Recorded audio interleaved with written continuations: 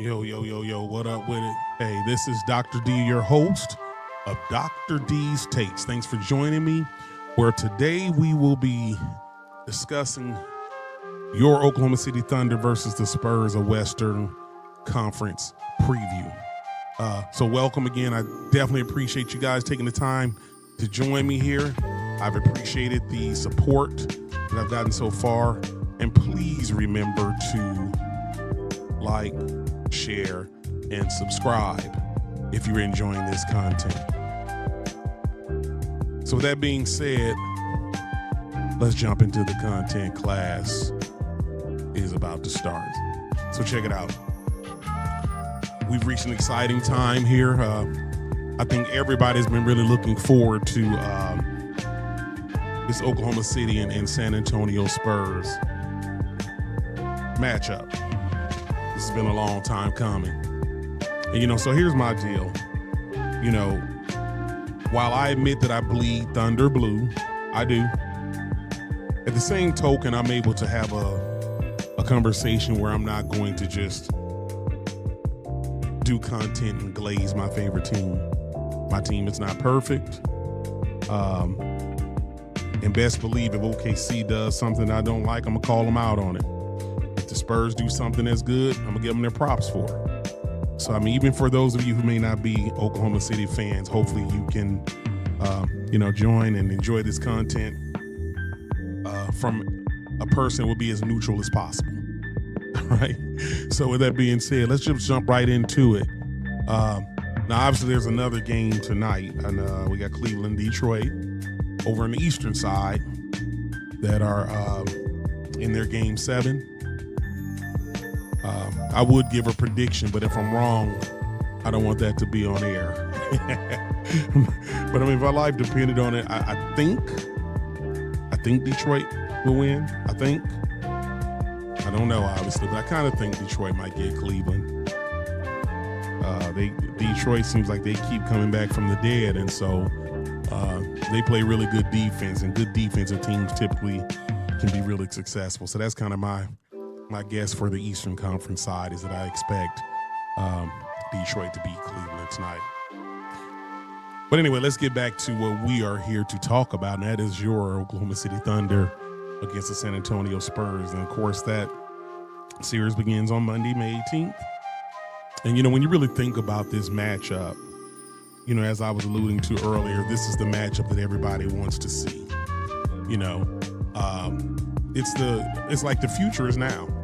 You have two teams that are very, very similar. I have to admit that they're very similar.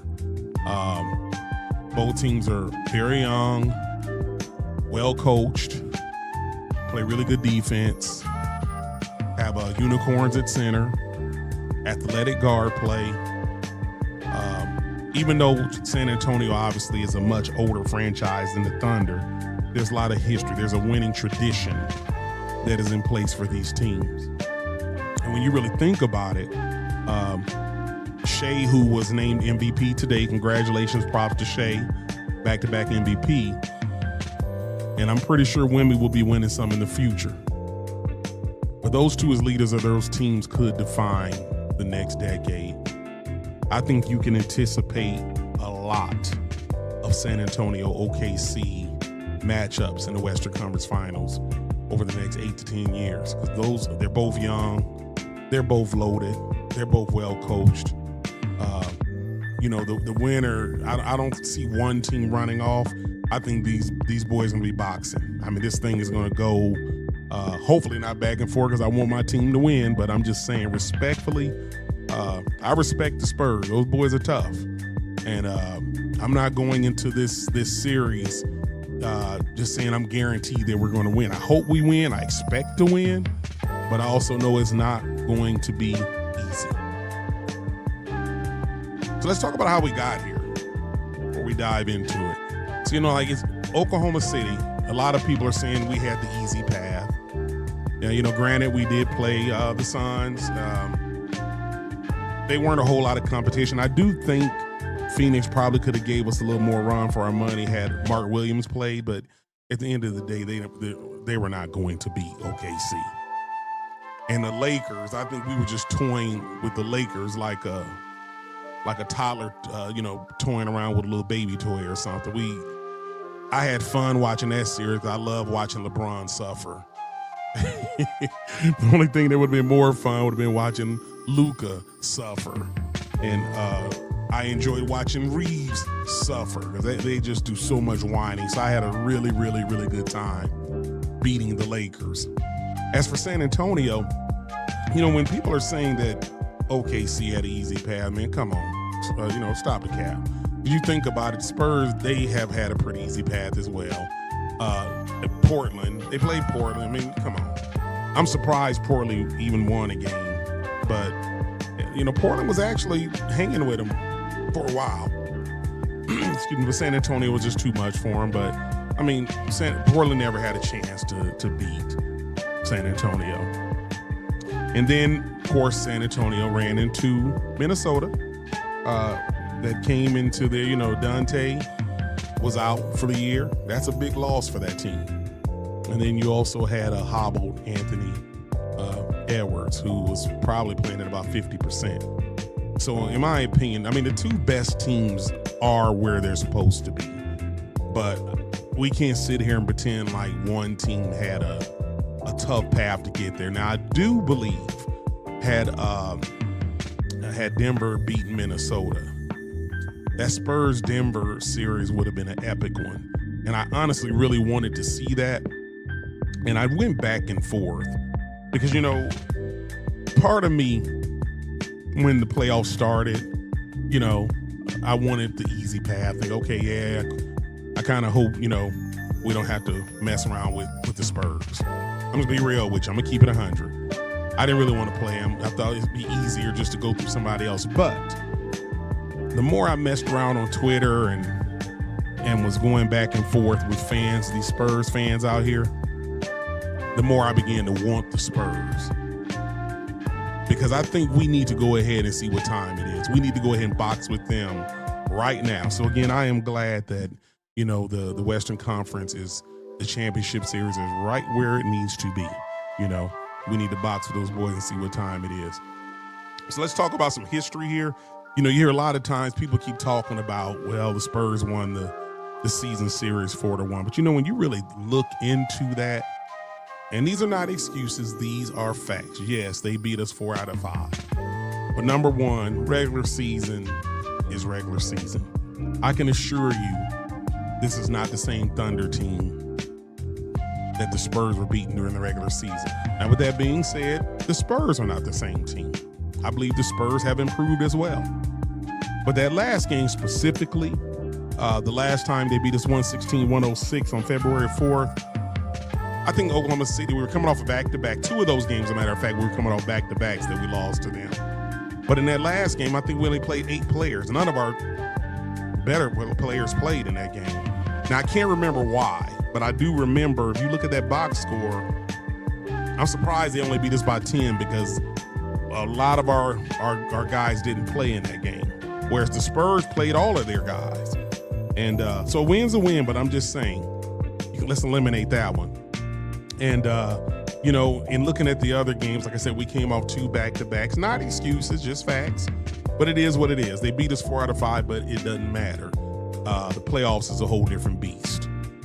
There was also the context where AJ was not AJ at that time.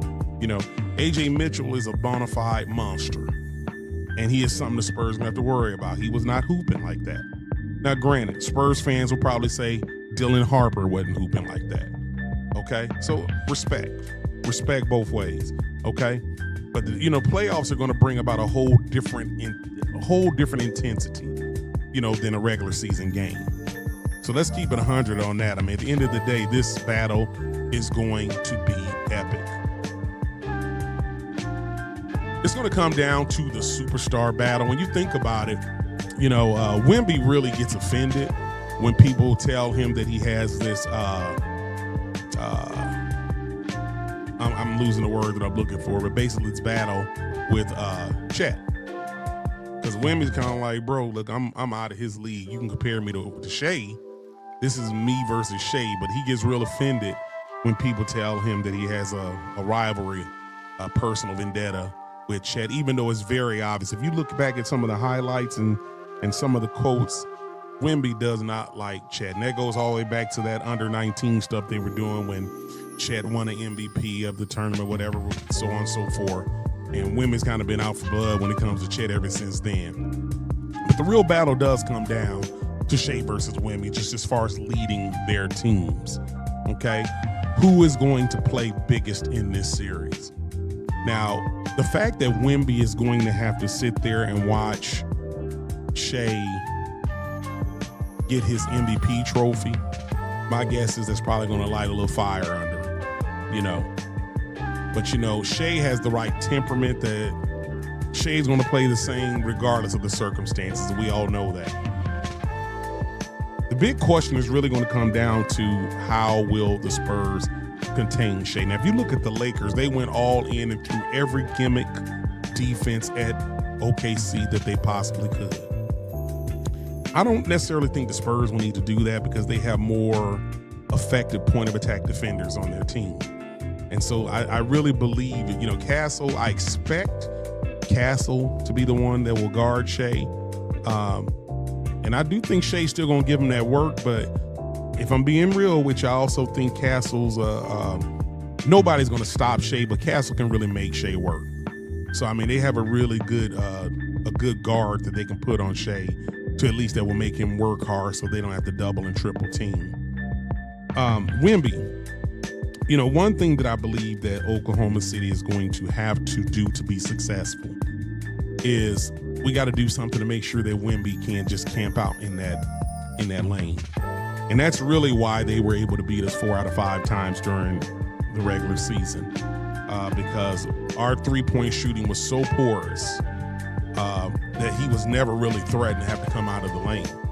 He was really able to kind of sit there and patrol the paint because we were bricking threes. I remember Caruso was terrible. He was really bad. I mean, really, most of our three-point shooting was just really, it was terrible. And, you know, the last big thing that I would look at, I mean, you know, even though Shea was named Mr. Clutch, I feel good about him in pressure moments. But just that ability, will Wemby press? Now, I haven't watched enough of the Spurs to know how he will react in a playoff setting where he feels that he may be the MVP. Will he press? Will the pressure get the best of him? I mean, I don't know. I do know how I expect OKC to act because we've been there. I know how I expect them to respond. But that's a big question is, will those pressure moments get the best of the Spurs? We'll find out. So the real battle comes down to this: depth versus size. Now, no doubt about it, Wemby is a unicorn of all unicorns. There's really nothing you can do about that. They have that advantage. And I still believe it's going to be important that we challenge him. I don't think we can go in there doing floaters and, fall away jump shots and things of that nature. I think you got to go right at him. You got to attack him. The goal has got to be attack him and hopefully even try to get him in foul trouble. One thing I do think the Spurs have that other teams that we played at this point have not had is the Spurs also have a good bench. I mean, they were starting Harrison Barnes during the season, and so now they're bringing him off the bench. So when you're bringing him off the bench and Harper off the bench and Carter off the bench, I mean, they, Luke Cornett, they are not, they're not going to have that big fall off like we've seen with the Lakers and Phoenix. I mean, when I say these two teams are very similar, they're very similar. Now, I do believe the Thunder has a deeper bench than San Antonio, but San Antonio has a good enough bench. And that Harper, like I said, he can start for most teams. He can start for this team if they really wanted to do that. But I do believe that the depth of both teams is what's going to make this series such a dynamic watch. You know, the fact is that you have two common philosophies. And a lot of people will tell you, well, hey, the Thunder got Presti from the San Antonio organization. But at the end of the day, the philosophies are very similar. You have two deep teams that focus on defense that like to get out and run. This is set up to be one of the best conference finals. And to be quite frank with you, this is probably your championship. I don't believe any team out of the East can beat whoever wins this series. It's going to come down to, like I said before, both teams like to get out and run. And it's really going to be about who can win that transition battle and get easy buckets. If one team is turning the ball over too much, neither one of these teams are going to do well if they fall behind. Now, I've seen both teams get hot, but I wouldn't say three-point shooting is a real strength of either team. And if I'm keeping it 100 with you, I trust the Spurs three-point shooting over my own team. We run so hot and cold. So that does honestly concern me from the Thunder standpoint, is that we can get ice cold shooting threes. And so it's going to be really important for whoever comes out on top. That's a team that's got to win that turnover battle and get out in transition and win that battle as well. So let's talk about the X factors in the series. Now, once more, this is a Thunder podcast, so I can talk much more about the Thunder than I can about the Spurs. I've done my research. I know the Spurs. I know who they are. I know what they're about. But as far as digging in deep, I know the people that need to know that, and that's Mark Daigneault, my players. From the other side of it, Lou Dort. I do believe we're going to have to put Lou Dort on Castle.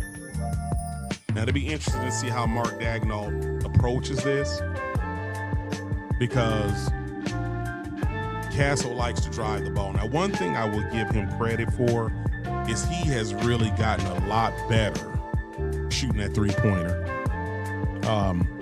He's knocking them down. I think he made like 5 against Minnesota in the closeout game.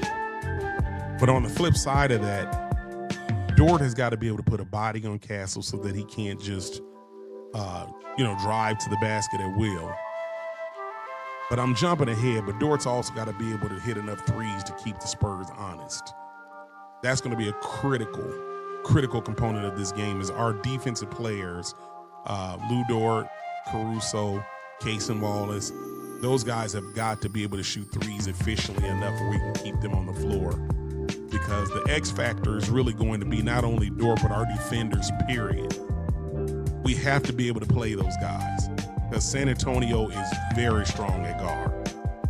They are very strong at guard, and we're going to need our defensive guys out there.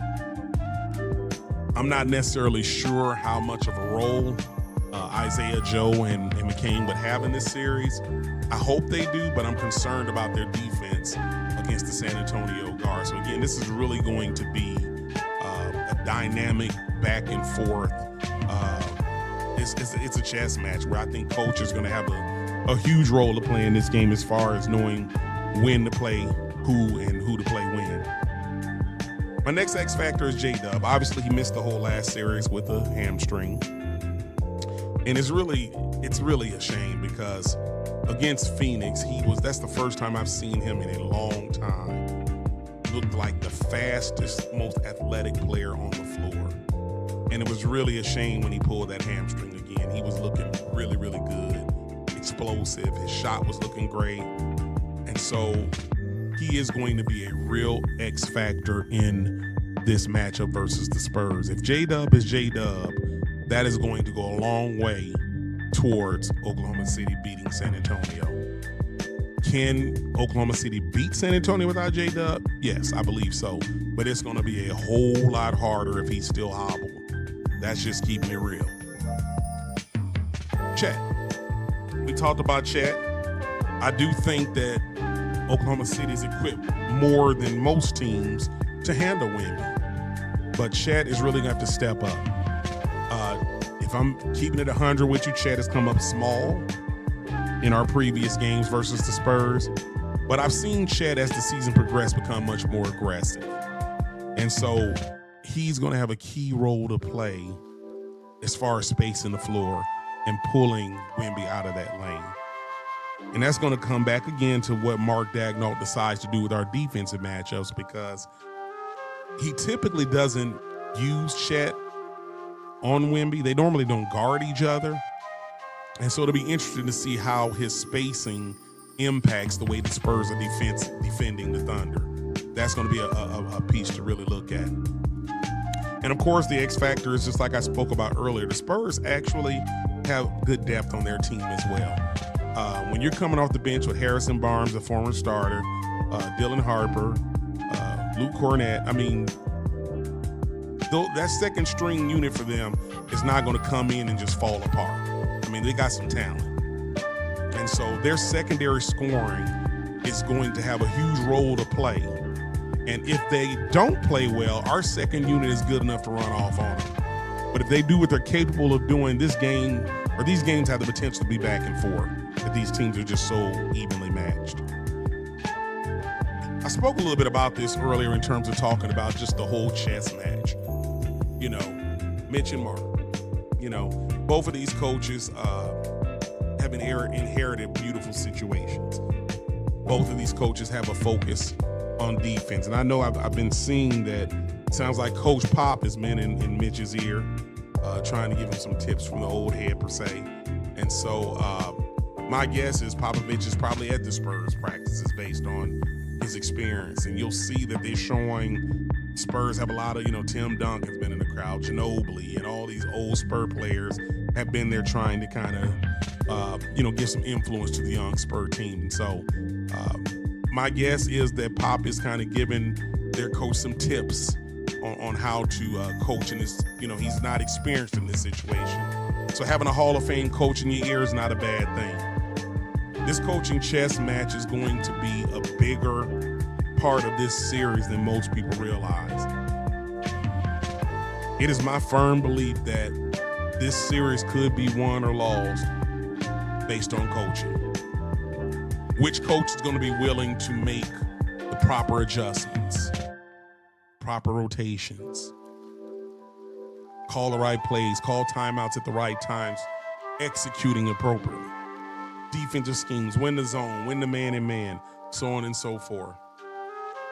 This dynamic coaching is going to play a huge part in this series. And what I'm most excited to see tomorrow is from Oklahoma City is who Coach Dagnall starts tomorrow with J-Dub coming back.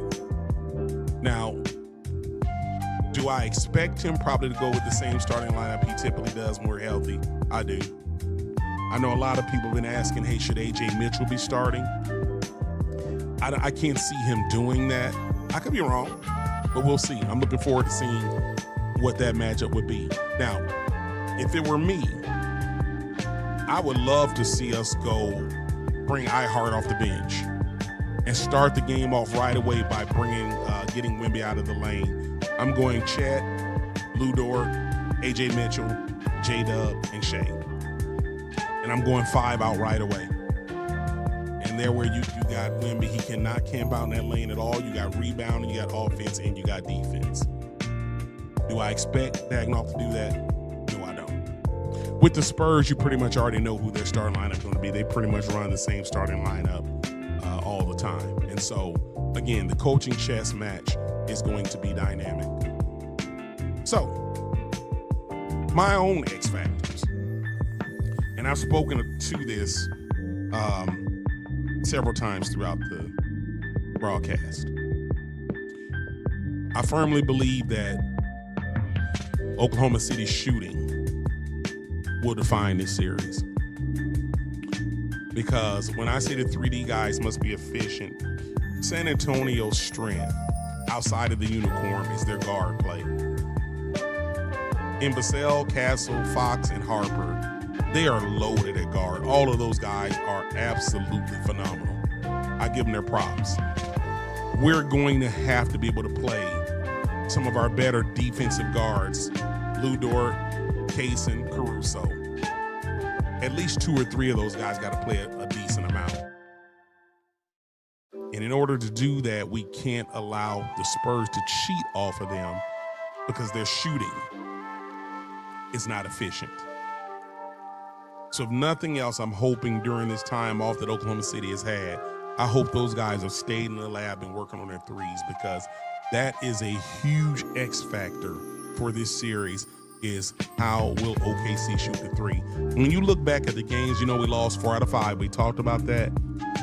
The main reason we lost 4 out of 5 is we shot the ball like crap. That is a key X factor. My second X factor is OKC cannot fall behind. For that same reason, we're not an efficient enough three-point shooting team to let the Spurs just jump out on us. The Spurs don't turn the ball over that much. So what works with most teams is our pressure forces turnovers, and we get those 10, 15-1 runs. I don't see a lot of that happening with the Spurs because, again, they have the guard play to combat our guard play. So it's going to be critical that if something's not working, that Coach Dagnall makes the adjustment and does some substituting timely. We cannot afford to fall behind. My next X factor, Chet must play big. Chet must play big. And I feel better about this because, again, as I noted earlier, Chet has been he's been much more aggressive the second part of the season, much more. I need to see him stand up to Wemby. I need to see him take it personal that Wemby has continued to disrespect him. That is a huge X factor. If Chet is being aggressive, if Chet is not shying away from Wemby, because that is honestly what he's appeared to do so far. I hope we see a different version of Chet. J-Dub, I spoke about that a little bit earlier. We've got to have him at 100%, offensively and defensively. With him, Shea, and A.J. Mitchell, we have 3 dynamic playmakers. But where J-Dub is probably most underrated is his defense. He's long, he's athletic, and he's fast. And he has the ability to combat the Spurs guards. That is a huge X factor. My last X factor is, and I mentioned this a little bit earlier, can Isaiah Joe and McCain defend efficiently enough that we can put them on the floor to use their perimeter shooting? We are going to need one of them, maybe both of them, to hit some shots. Now, I'm more confident in Isaiah Joe's defense than I am in McCain's defense. But in case you guys haven't noticed, actually McCain was starting to steal some Isaiah Joe's minutes. You can do that against the Lakers in Phoenix. I'm not so sure you can do that against the Spurs. So that's going to be another X factor. So my predictions, with all of this being said, I firmly, in my heart of hearts, believe that we win this series. I don't think it will be easy. I predict, initially I thought in 6 games. But after I thought about this more today, I feel if we win our first 2 games at home, I think we'll win it in 5. Because then I see us going win-win, splitting in San Antonio, and then winning in the closeout game. So if we win the first 2, I say OKC in 5. If we split the first 2, then I see it going 6, more likely 7. Because then I see it going split, both teams winning at home potentially, and then OKC wins the 7th one. Or split, and then OKC wins game 6 in San Antonio. That's my thought. I do think we win the series. I do not think it's going to be easy at all. It's going to be very stressful for OKC fans. It will not be easy. I do think the finals MVP will be Shea. Once again, he will double back with the MVP and finals MVP and put himself in esteemed company as a Hall of Famer. And I think as this wraps up, this rivalry will become official. Completely official. So here's my final take as we get ready to wrap this up. This is literally the perfect time And here's what I'm going to do. I'm going to turn this music down because I really want you to hear my final take here. This is literally the perfect time to play the Spurs. And I'm saying this from the perspective of win or losing. Obviously, I expect to win. But worst case scenario, we lose. Why is this a perfect time? You're playing the team that is your threat for the next 8 to 10 years. You have real-time data on the team that is going to be your threat for the next decade. In this draft, you have picks 12 and 17 and a second-round pick. You have assets. You're gathering real-time data against this team that can be addressed immediately. Hypothetically, Wemby eats us up in the Western Conference Finals. If you're Sam Presti, you go into this draft and you say, you know what? I've definitely got to get some more size, right? So then you do what you need to do. You make these free agent decisions involving Dort, Ihart, Kenrich, based on deficiencies that you just experienced versus the Spurs. Now, you gather this same data if you win. Okay? So if and when we defeat the Spurs, let's say we still struggle in some areas, Presti can still address that quickly. So my final take is this is a perfect time to play the Spurs because we have 2 picks and we have some critical decisions to make with our roster. And we're able to get data, real-time data, where we can address it immediately. I want to thank you all for joining me for this Western Conference preview. Hopefully you were able to get something out of it. I am really looking forward to this. I think it's going to be a very, very entertaining series. I hope we can have a competitive game where we win. And more, I just hope that it's not one of those situations where people are blaming a ref and whining and crying the whole series. Let's just enjoy some good basketball and watch OKC win a back-to-back championship.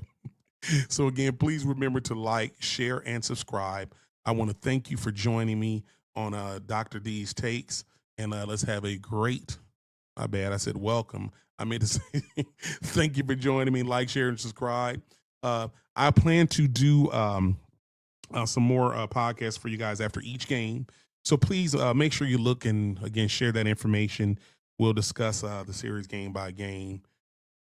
Be safe and be good to one another. Class dismissed.